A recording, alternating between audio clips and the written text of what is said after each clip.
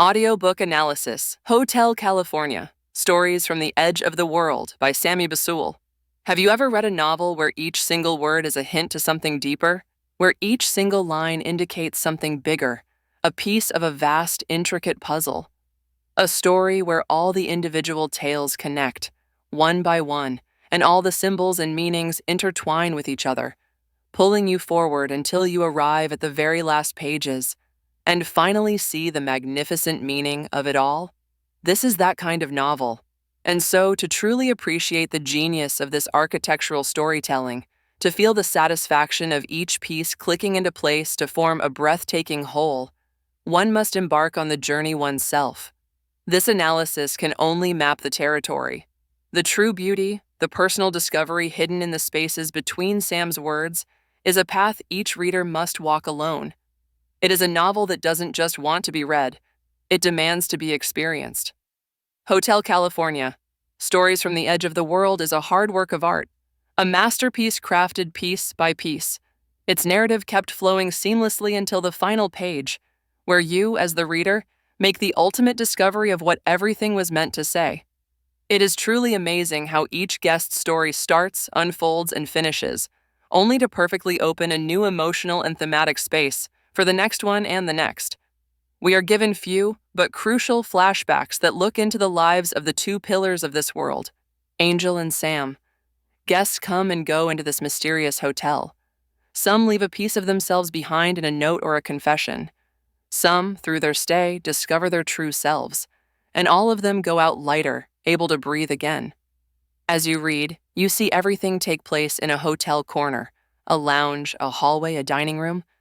But the profound truth is that these conversations, these revelations, could have happened in any expensive psychotherapy session somewhere. The novel goes deep into each story, exploring the rawest human conditions: grief, love, separation, running away, feeling lost, and the relentless search for life's purpose. It's about facing real difficulties and, most importantly, about real friendship. The kind that is not dependent on any physical attraction or superficiality, but on pure, unwavering connection. This brings us to the heart of the hotel. Angel, the most brilliant psychotherapist ever to walk the earth, who built this refuge from the scratch. And Sam, who as a young man, met Angel at one of her psychology conferences. From that moment, he dedicated himself to working for her, and more importantly, with her. He kept close to her, learning not just her methods, but her essence, until her very last moments. The hotel exists for one reason: to provide what Angel dedicated her life to, and what Sam continues to offer: a moment of grace. And perhaps that is the novel's greatest invitation. In discussing its themes of grief, love, and connection, we can only describe the medicine. To actually take it, to sit in the quiet lounge and listen as the guests unburden their souls, that requires opening the book and allowing its unique solace to find a corner within you. Sam is loyalty to the extreme. He values friendship to his core. He understands the immense weight of a word. He knows precisely what to say and when to say it. Through Angel's mentorship, he himself became an expert psychotherapist, the quiet, compassionate keeper of her legacy and the guardian of the hotel's healing promise.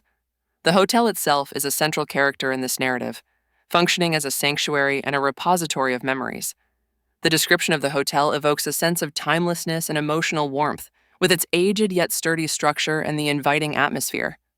The hotel symbolizes a place where souls come to rest, not just physically, but emotionally, with the warm lights and familiar scents offering solace.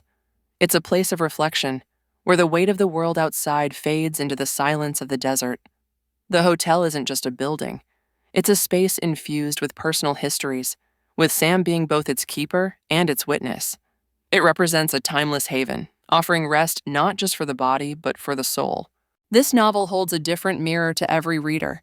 This analysis reflects what one sees in the glass, the intricate craftsmanship, the psychological depth, but the real magic lies in what you will see reflected back at you. What questions are you carrying? What quiet weight might be lighter for having walked through those desert doors and listened, just for a little while? The hotel only appears when it's needed. The question is, are you ready to see it? Sometimes, you come across a place you didn't know you were searching for, yet once you find it, It feels like it has always been waiting for you.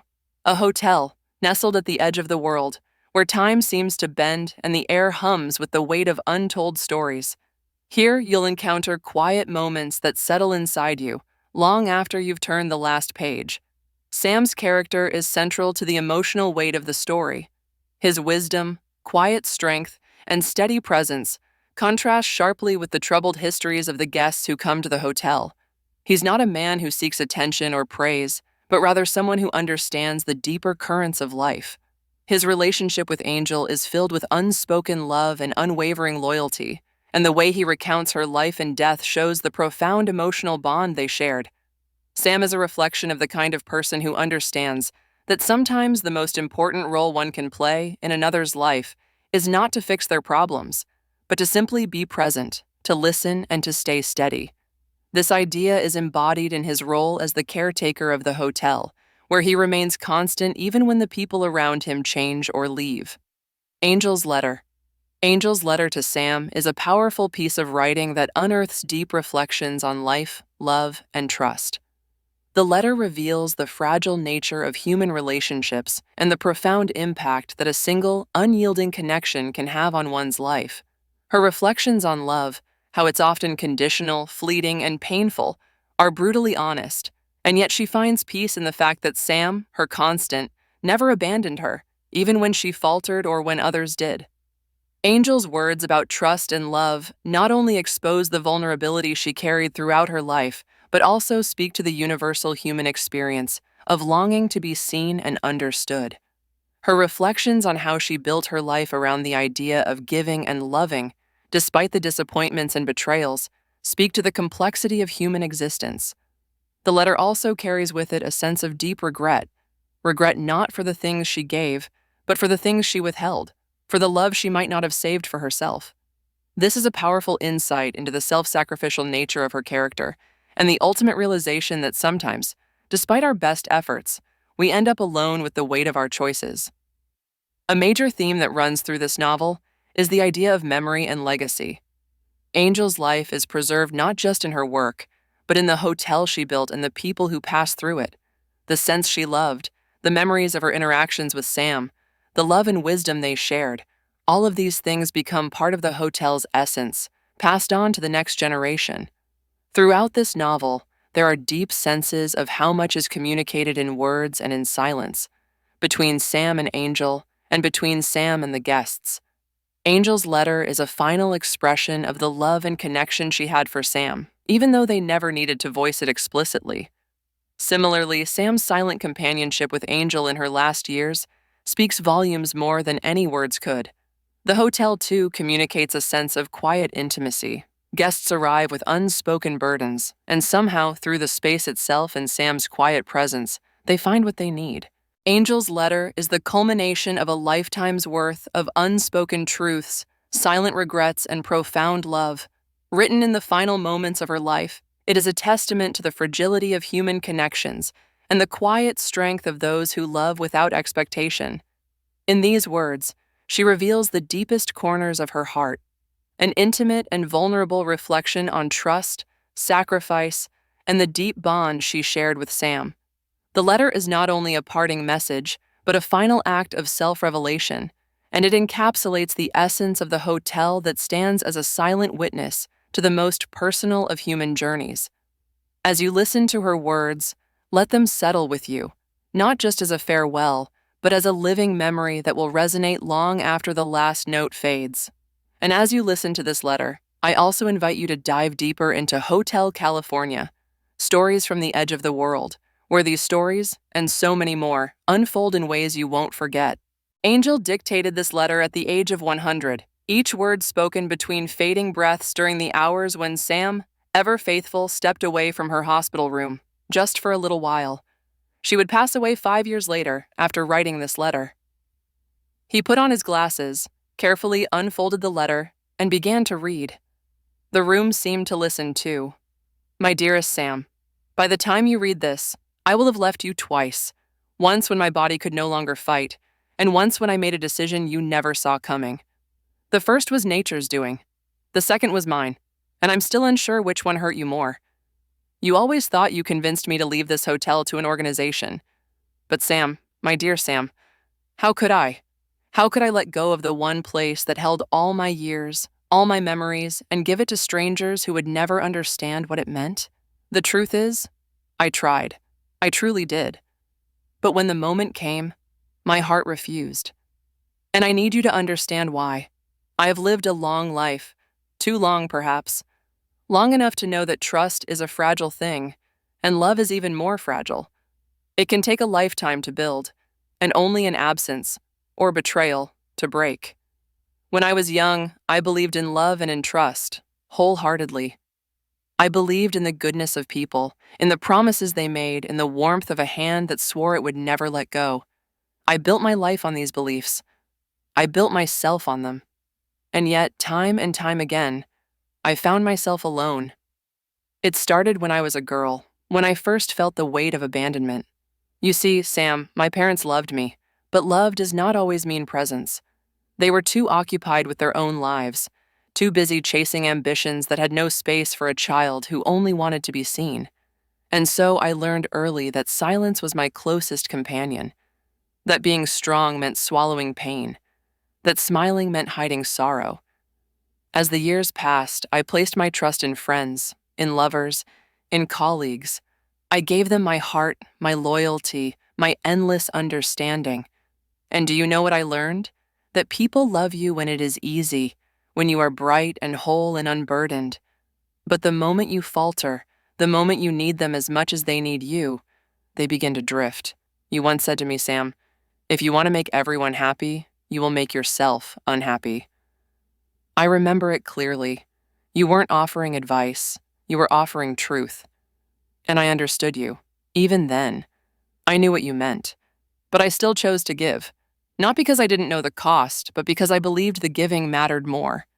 That perhaps if I could hold space for others, they might learn to hold space for someone else. Not everyone did, but I don't regret it. Not truly. I just sometimes wonder what might have been if I had saved a little more for myself. I trusted a man once, loved him even.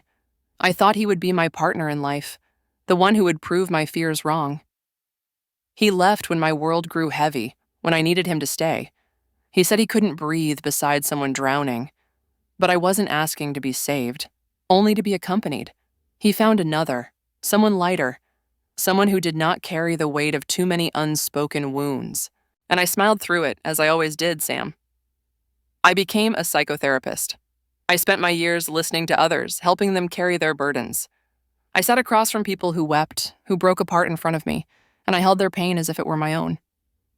I gave them the words I had always longed to hear myself. And yet, when my own soul cried out, when I needed to be heard, the world was deaf. No one asked me how I was, no one wondered if I had battles of my own. No one except you.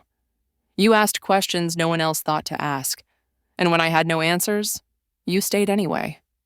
You listened, Sam, not just to my voice, but to the silence between my words. You saw the cracks in my strength, the exhaustion beneath my smile, and you never turned away, not once. Even in my final years, when my body failed me, when I was reduced to a frail whisper of the woman I once was, you stayed. You sat beside my hospital bed, holding my hand as if it still had warmth to offer. You never made me feel like a burden, though I knew I was. You brought me tea when I had no strength to drink it, read to me when my eyes could no longer bear the strain. And Sam, do you know what that meant to me? Do you? I'm almost over 100 years. And yet, in all those years, the only true constant I ever had was you. That is why I left you the hotel. Not out of obligation, not because I had no one else, but because this place holds my spirit, and if it must belong to anyone, let it belong to the one person who made me believe, always, that I was never truly alone. And now I must tell you something that has haunted me every moment since I last looked into your kind eyes. Please forgive me. Forgive me for leaving you in the way that I did. Forgive me for keeping this secret, for not telling you sooner. Forgive me for the weight I have placed upon your shoulders. I never meant to hurt you, my dearest friend. I only wanted to give you something I really can say, for sure I had something that, in time, I hope you will understand. And Sam? You know how I adored the scent of cedar, cinnamon, and of course, freshly baked bread. Please, for heaven's sake, make sure those scents remain in the hotel. Keep them alive for as long as you can. I'd hate for my dear guest to step into a place that smells of dust and old books. We both know you have a fondness for those. But let's not test the patience of the living. If the soul does linger after the body fades, I'll find the corners of the hotel where the light hits just right and sit a while, listening for your footsteps. I'm tired now. The nurse is looking at me, waiting to take the pen from my trembling hands. But before she does, before my voice fades into the quiet forever, let me say this. You are the greatest gift life ever gave me, and if I could do it all over again, I would find you sooner. Goodbye, Sam. With all the love this weary heart still holds, Angel.